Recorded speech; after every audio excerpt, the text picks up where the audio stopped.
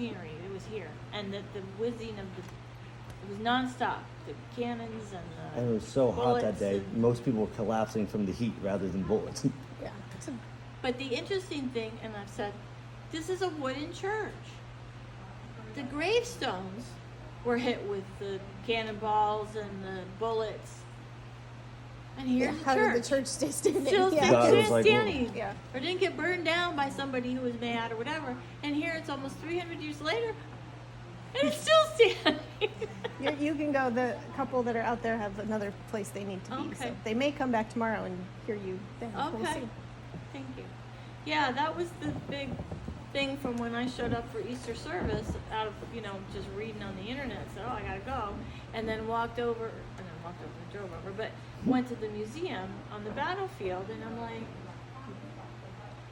how? So actually tomorrow when I preach, when you talk about like, we're supposed to have faith, but it's hard. It's like, how is it that I couldn't even imagine? I knew all my life, but I didn't have enough faith to even imagine that a wood church could have survived that kind of battle and then survived 300 years, so it's still standing, so I come out and visit Well, it. it's not the original church. This, I think. Oh, this I'm is sorry. This is 1752. This is actually the third sort Third of. one. So the original Iteration. But the second one on this site? Yeah, second one on this site, the third one. So Old Scots Burial Ground in Old Bridge is the original site of the church from 1692 or 91, and then Is that why the GPS was sending me to the wrong place? yeah, that's part of it. It's also because the addresses for the church building. So I live at 444 Tennent Road right here on the property, and I always tell people the first time they come to search for the cemetery in their GPS, not our address, because 444 and 448, which are the church addresses, if you put them in it and you don't pay attention, it takes you to the Morganville same I just address. typed in Old Tennent Church into Google Maps and it brought me here. Oh, really? The church usually is okay too, but if you search for the name instead of the street address, because the street address automatically says Morganville, it goes to the other zip code on Tennant Road, and so people get lost a lot. Yeah. That's what happened this morning. Just Okay. as an aside to the Revolutionary War, Yeah. Sandy Hook, which is the little tail, like a, what do they call those things? It's a peninsula, was held by the British during the Revolutionary War. And a number of years ago, there was an archaeological dig out there. And of course, they found human bones and they had to treat it like a homicide until they found brass buckles and brass buttons, and they realized it was a Revolutionary War soldier that had been buried out there. That's cool. They're just finding more. You were talking after the first talk I gave. There's just more and more stuff being found. It's still early for Yeah. history. Takes a long time to gather all the data and artifacts. Well, and as technology progresses, like Victoria is doing radar mapping With of the drones. cemetery with drones. Like that wasn't possible until recently. So there's so much that stuff has been able to help us Yeah. find and identify. And there'll be more coming. Okay, so because this is like kind of a free for all, like I could talk in any way, in any kind of style, I just sort of picked the way I would teach because I teach college classes. So I decided not to try not to use any big words that like general public wouldn't know or define it. And so it's kind of geared towards maybe high school, church class, like Sunday school class or a college religion class. So I was really glad when you said you did a paper on the church in college. I'm like, oh, he'll like I it. did a paper on church in college too, but mine was the Homedale United Church of Christ. Oh, okay. Different church. Well, I mean, Church of Christ. You have to tell me about that. Sorry, I wish There's not many United Church of Christ in this area. Homedale, there's one in Toms River. There's a few of them more up north. There's one in Westfield, and I can't remember where else. But it's mostly like New England and Right. Pennsylvania. They're kind of like around New Jersey, and but then not Ohio. so much here. And that's interesting, and I don't go into it in the paper, but at the colonial times, the English Congregationalists and the Scotch Presbyterians were not clearly distinct. So it was sort of an amorphous congregation of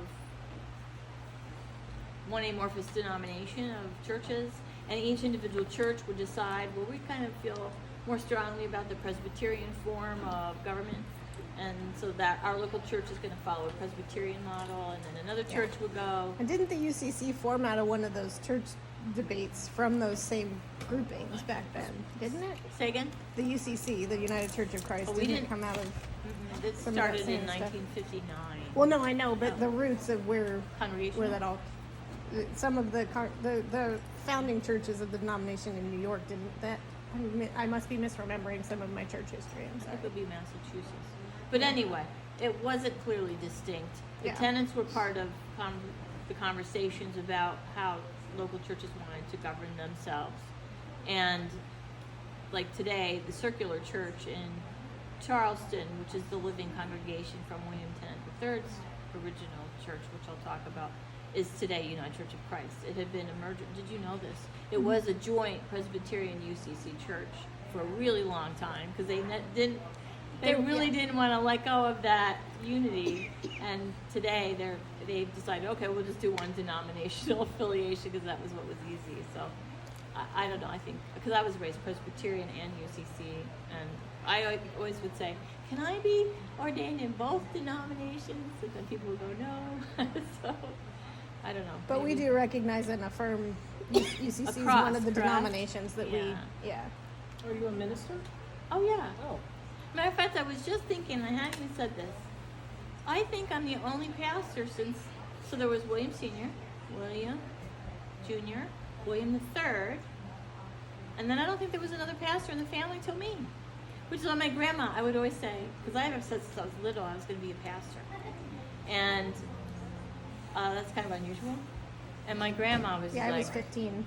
Well, I was before little. I was yeah. like preschool, and I think my parents were horrified. And my grandma was like, "No, she's just like the family." Yeah, that's what she would say. I didn't know what she was talking about.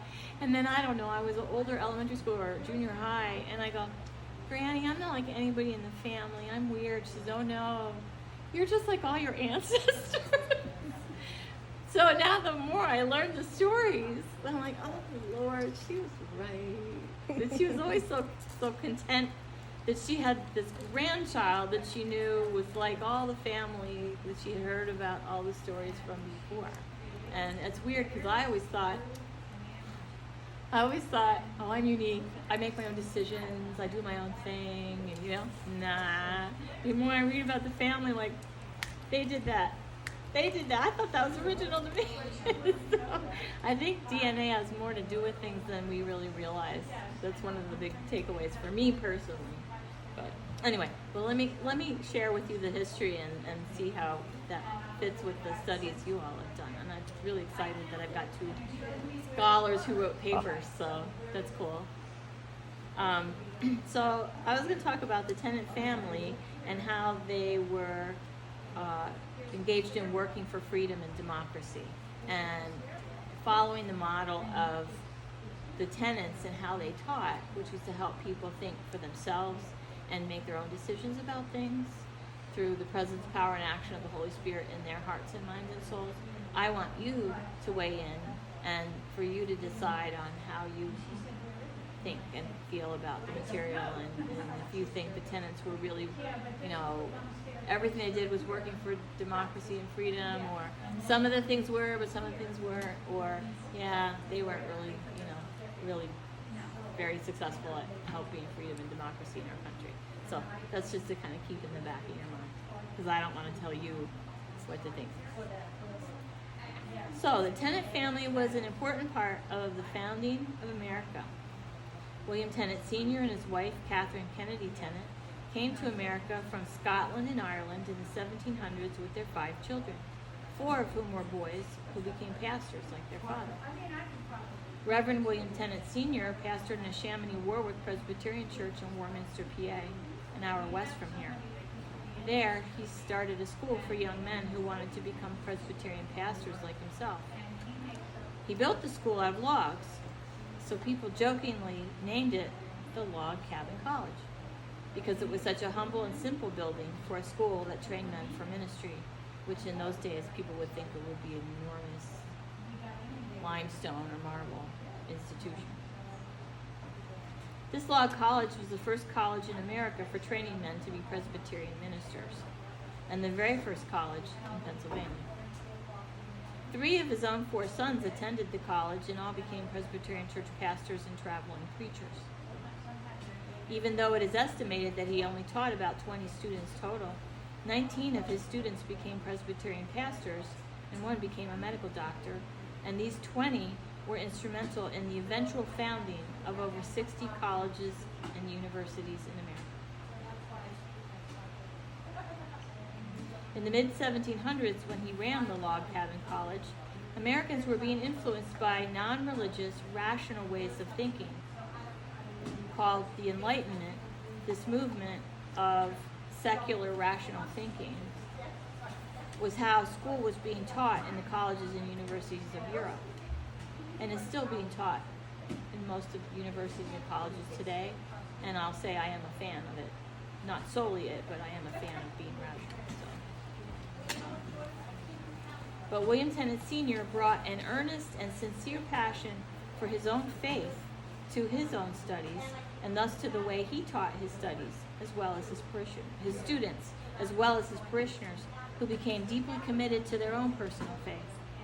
That is, to their own personal scripture reading, to their own personal prayer time, speaking and listening to God, and thus to their own personal feelings, thoughts, and ideas about things, and to what God thought about what they personally said and did in their everyday lives, and eventually about what they thought about things that were important to others in others' daily lives. And this is what's known as the concept of piety. So piety is what William Tennent Sr. really introduced to the American people. This notion of piety countered European, merely rational Enlightenment thinking. This fundamental change in American thought was unique to America and separated Americans from European thinking and Europeans, and was called, as a movement, the Great Awakening. It resulted in many Americans attending not just worship services on Sunday mornings inside of individual denominational church buildings, but preaching and praying and hymn-singing meetings called revival meetings.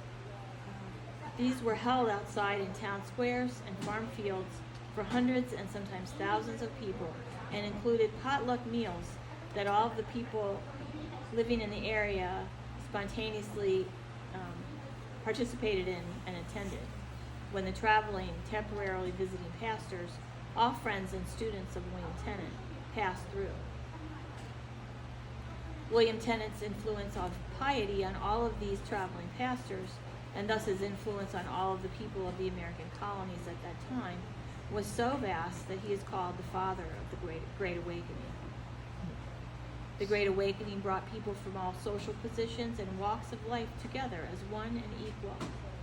Literally, they were standing side by side on the same ground, as men and women, black and white, rich and poor, young and old, Presbyterians, Methodists, Anglicans, Roman Catholics, other denominations of Christians, and of course non-Christians like Native American people and Jewish people, and even non-believers. All, everyone gathered together as one outside in the open-air revivals. With little else to occupy their free time in colonial America, these revivals were the events of the season, and these traveling preachers were like today's blockbuster movie stars or rock music stars. This led to a particular point of view that was uniquely American, and that was not shared by Europeans or anyone else anywhere else in the world. And this point of view included ideas about how America should be governed, which eventually influenced the writing of the Declaration of Independence and the Constitution, and thus the American Revolutionary War, and the founding of the United States of America and her democratic republic. Why? Because if God cares about each and every person's feelings, every person's thoughts, every person's needs and rights, then shouldn't everyone else care about every person in the same way too? And so shouldn't every person's choice about things count? Shouldn't everyone's vote count? Shouldn't everyone's voice count? While William Tennent Sr. and his sons, Gilbert and John, died before the American Revolution, all of William Tennent Sr.'s 4 sons, Gilbert, John, William Jr., and Charles, were all pastors of Presbyterian churches and public preachers who traveled. Old Tennent Church, where William Jr. served as pastor for 40 years, is the only church where brothers Gilbert, John, and William Jr. all preached, as well as where George Whitefield, Jonathan Edwards, and David Brainerd preached. Those 3, the most famous of the revival preachers of the Great Awakening. This is key. Why were there so many guest preachers at William Jr.'s parish? Because he was a traveling preacher also. Because of this movement of traveling preachers in and out of Old Tennent Church, it became the nerve center of the Great Awakening, and thus the American Revolution. All of these traveling preachers of the Great Awakening were instrumental in turning Americans toward independence from Britain and the British monarchy and the established British religion, the Church of England. Christian Anglicanism, called Episcopalianism in America after the American Revolution, caused the Americans to break with the Church of England. Thus, Britain's military was very, very interested in investigating these pastors, spying on them, and impeding their work, and the American Revolution was fought around their churches. The Battle of Monmouth, one of the fiercest and most consequential battles of the Revolutionary War, was fought right here by Old Tennent Church. And the British felt so threatened by William Jr.'s son, William Tennent III, who was also a Presbyterian pastor and traveling preacher, that they harassed and may have killed him. And then a couple of years later, closed the Scotch Presbyterian / English Congregational / French Huguenot meeting house where he served in Charleston, South Carolina, a church today called Circular Church. This church was so stoked in free thinking and independent thinking that they arrested 38 key male church members and held them as prisoners of war throughout the American Revolutionary War. Before the Revolutionary War, though, William Tennent III was also a South Carolina state legislator, and he had suggested that the state of South Carolina abolish a mandatory state religion, which was, as I said, Anglicanism in Britain and Episcopalianism in the northern American states, and not only allow all Christian denominations protected in equal status under South Carolina law, but allow and protect all religions of every kind, and thus allow each and every South Carolinian to be free thinkers with individual freedoms and rights to choose how he or she wanted to believe and to worship. The South Carolina legislature voted for freedom of religion in South Carolina, but only for freedom of all Christians to worship in whatever Christian denominations that they chose. But for this freedom, they were willing to die. So they sent William Tennent III on a speaking tour throughout South Carolina to drum up support for the cause, and he signed up men by the hundreds for a South Carolinian militia to defend and protect this new American freedom and rights. Today, America is unique in the way its citizens freely choose what religion that they want to believe in and follow, and freely switch back and forth between faith traditions, or practice multiple faith traditions, or practice no faith tradition at all, as their own conscience dictates. Eventually, Americans expected to choose in all ways. Americans got to vote, and America became a democracy. But not for all people. Yeah. Archival documents show that several of the tenants owned and enslaved several African Americans. If they treated these enslaved folks like their fellow pastor and friend Jonathan Edwards and his wife Sarah Pierpont Edwards did the several African Americans that they enslaved, then they engaged in what current African American scholars of colonial American slavery call paternalistic slavery. Paternalistic slavery was based in the notion that African Americans were inferior to European Americans in the same way that some Americans today believe that folks with Down syndrome are inferior to folks without Down syndrome. These paternalistic enslavers believed that African Americans essentially had to be adopted and cared for by others who oversaw, managed, and controlled their entire lives, which included giving them simple, structured daily tasks to do. In my paper that I presented at an annual Catholic Theological Society meeting on the Edwards, which was based on what Sarah Pierpont Edwards wrote, I explored the fact that Sarah originally believed in this paternalistic slavery, but later in her life, she wrote that she had a vision that the enslaved African Americans who lived with the Edwardses in their home were going to be admitted to heaven before she and Jonathan were, indicating that she truly believed that the African Americans were not only complete equals, but better Christians who followed the gospel mandates in their daily actions better than the Edwards themselves did. If the Tennents engaged in paternalistic slavery, I wonder if they also shared Sarah Edwards' insights. But even more, the Tennent mothers, sisters, wives, daughters, and granddaughters were not free to choose. They were not formally educated like the Tennent males were, and presumably the females were expected to cook, clean, and sew for the Tennent children and Tennent men, and abide by the decisions of the Tennent men, and they, like Sarah Edwards, did not even mention that they were bound by their inferior social status and social station, let alone complain about this unfair treatment that approached the conditions of indentured servitude that Caucasian European Americans still practiced in the American colonies in the 1700s, and of which no less than Benjamin Franklin suffered under himself as a young man. But what goes around comes around, they say. A year and a half ago, I was at the Smithsonian's National Museum of the American Indian and spoke with the museum's volunteer coordinator, Jimmy Locklear, a Lumbee Indian, to offer him the wampum beads that a Conestoga Indian had made for my maternal grandmother 100 years ago as a physical emblem of his adoption of her and her family as his family, because they had adopted him and provided him with sanctuary at their home. I thought that the wampum beads should be returned to the Indian peoples of America, but Mr. Locklear replied to me, "We have 1 million Indian artifacts. Most are in storage. Please, keep your blessing of adoption for you and your family." By the way, who are you? The spirits of the ancestors are strong in you. Who are your people? I told him, "I think we are all European Americans, but who knows?" It was then that I started delving more deeply into my ancestry. And I discovered that when William Tennent died, and then later the British closed the meeting house in Charleston, South Carolina, his children were left orphaned and destitute. By the end of the American Revolutionary War, the Tennent family was effectively scattered and cut off from one another.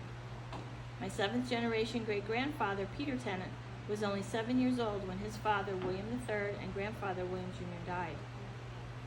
The online archival record not only does not indicate that he ever received any formal education, it indicates that he and his subsequent descendants moved west and south into the wild frontier, and some owned and enslaved as many as 26 African Americans, presumably to work the fields of their homesteads. Was this the result of a loss of education and learning? Or was this the logical next step from paternalistic slavery to very harsh field slavery? Is this the end result of paternalism, and why we must transform it in all of its forms? Many descendants of Peter were orphaned as children, like Peter was. Is white supremacy and the enslavement of people of color related to social disconnection and social disenfranchisement of the enslavers and of the enslaved, especially from their families of origin? There are so many questions to ask and to answer. One of the most interesting cases of my Tennent ancestors was a pair of orphan siblings, which resulted in the brother, my 6th generation great uncle, becoming a brigadier general in the Confederate Army, while his sister, my 6th generation great grandmother, married a doctor who was an apparent so-called half-blood, whose grandmother was the child of a mother whose father was Scots-Irish and whose mother was Indian, as her mother's name is not listed in the archival birth records. and her male ancestors lived in District 96, part of what now is western South Carolina, that belonged to the Cherokee Nation at that time and had come from Isle of Wight, Virginia, which was a British designated Indian trading post at that time, and as, in fact, none of her female ancestors' names were listed. So as it turns out, people who were called half-bloods were often mixed with two or more races, and many were, and their descendants are, today, a European American, Native American, and African American racial mix. In the 2000 and 2010 U.S. Census, the family this presumably half-blood grandmother came from was using a misspelling of an Irish surname, so now they only number several hundred people in the U.S. The U.S. Census indicated that many of this family publicly identify as white, and many of them publicly identify as black. But on the confidential portion of the U.S. Census, do you know what I'm talking about? I didn't before, but there's part that gives you a chance to speak anonymously. So on the confidential portion of the U.S. Census, some identify as mixed from two or more races. This would make me 1/64th half-blood. I expect that, truth be told, many Americans would find this out about themselves. What would this do for the national discussion about white supremacy and racism in America? What would this do for American race relations? How does this prepare me to repair the harm that was done to enslaved people of color? So as you can tell by now, in my first and only archival research on my family, 25 years ago I went to Princeton Seminary Library's archives and read everything there are on the Tennent family, and I found the family tree. And it was complete up to my great-grandfather, William Tennent, and his 3 children were listed but were unnamed, but which would have included the name of my paternal grandmother had the author included it at that time. In other words, I was able to confirm the stories that my grandmother had told me since I was a child, and to discover that I was William Sr.'s 10th great-granddaughter, William Jr.'s 9th great-granddaughter, and William III's 8th great-granddaughter. In fact, the Princeton Seminary archives have less information about William Tennent Jr. as a pastor of Old Tennent Church, but more about him as what today we would call a conflict transformation and peace-building consultant.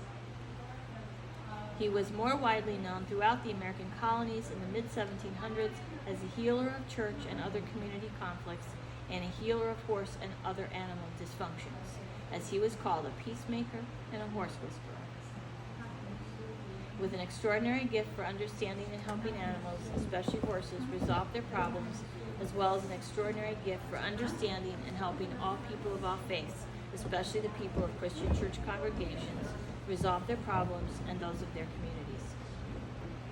Unannounced and unsung, if present at all as a preacher at revival meetings, William Tennent Jr. famously rode his horse up and down the East Coast, healing the sick and wounded hearts and souls of America, and this is how the Founding Fathers knew him and revered him. An early biographer described him as, quote, a helper of the poor, a friend to the rich, a true and loyal patriot, a peacemaker of unusual tact, and a trusted and revered pastor, unquote. Unfortunately, when he died, his legacy largely died with him. When his son William III returned to New Jersey to collect his mother and bring her home to South Carolina with him, she and he gathered up boxes of what they thought were William Jr.'s most important papers, his spiritual and theological writings, and packed them on the stagecoach with them. But on a highway in rural South Carolina, William III suddenly died of a high fever, just as his father had 2 weeks before, and the boxes of all the papers went missing from the stagecoach. Perhaps with the coronation today of King Charles III, and owing to his personal commitment to the same free, wide, ecumenical, and interfaith faith commitments and practices that William Jr. and William III had, as he demonstrated in the ceremony today with people of many different faiths participating, he will value early proponents of religious freedom and democracy and help us find the papers which the British likely took for intelligence purposes during the American Revolution and then stored in British archives.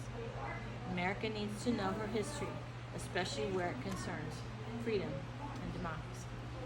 What do you think? Did you ever have your DNA tested to see what